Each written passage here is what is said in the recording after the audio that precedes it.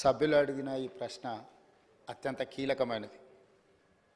తెలంగాణ రాష్ట్రం అభివృద్ధి చెందిందా లేదా అనేది మనం చర్చించుకోవాలనుకుంటే తెలంగాణ రాష్ట్రంలో ఉన్న గిరిజనుల నివాస ప్రాంతాలకు రవాణా సౌకర్యము, తాగునీటి సమస్య పరిష్కారము, పిల్లలు చదువుకోవడానికి పాఠశాలలు ఏర్పాటు చేసినప్పుడే నిజమైన తెలంగాణ రాష్ట్రం యొక్క ఉద్దేశము నెరవేరినట్టు.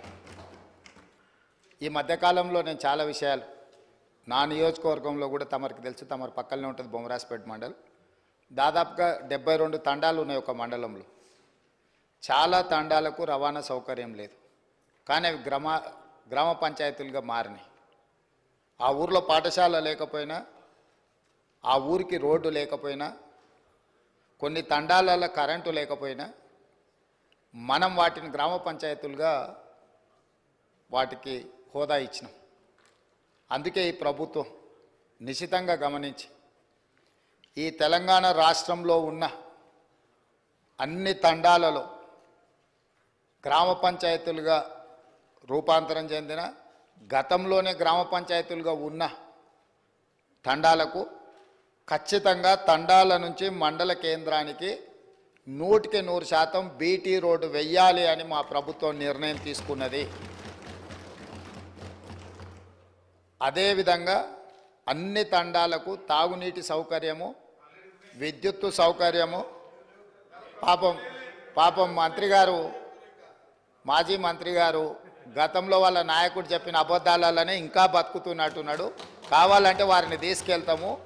సీతక్క, ఆదిలాబాదు జిల్లాలో ఐటీడీఏ ప్రాంతంలో ఉన్న గూడాలల్ల నీళ్ళ విషయం, కరెంటు విషయం వారిని ప్రత్యేకంగా తీసుకెళ్ళండి. అన్ని గ్రామ పంచాయతీలను తీర్మానాలు చేసి తెప్పించినాము. 7 లక్షల ఆవాసాలకి ఇంతవరకు మీరు నీళ్ళు ఇవ్వలేదు. ఇప్పటికే ప్రాథమికంగా మాకు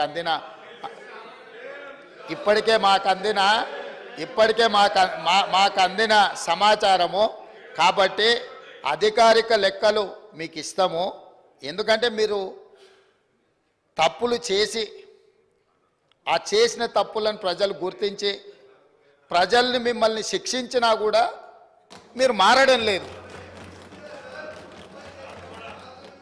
సో ఆ దేవుడు మీకు ఒక మంచి ఆలోచనను కలిగించాలని మేము కోరగలం, ప్రార్థన చేయగలం. ఈ పక్క నుంచి ఇంకా మేము చేయగలిగింది ఏముంది అధ్యక్ష?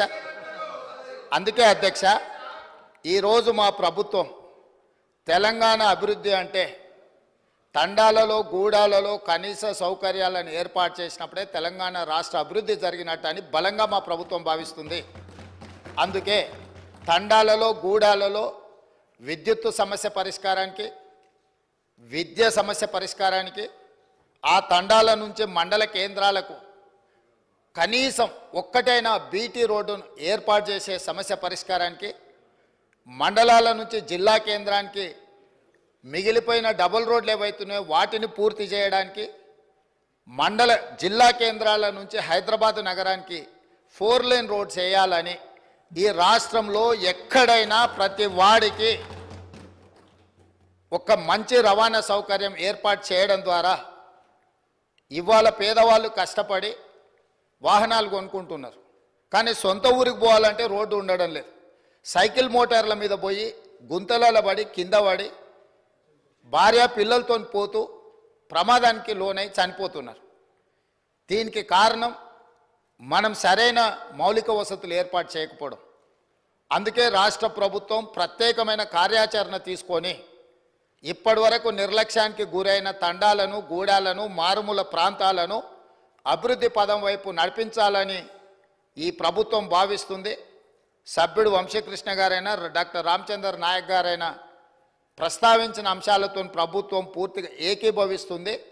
పూర్తి స్థాయిలో కాంప్రహెన్సివ్ ప్రణాళికను తీసుకొని ఖచ్చితంగా ఈ ప్రభుత్వం ముందుకెళ్తుందని తమరి ద్వారా సభ్యులందరికీ, తెలంగాణ రాష్ట్ర ప్రజలకి ప్రభుత్వం మాటిస్తున్నది అధ్యక్ష.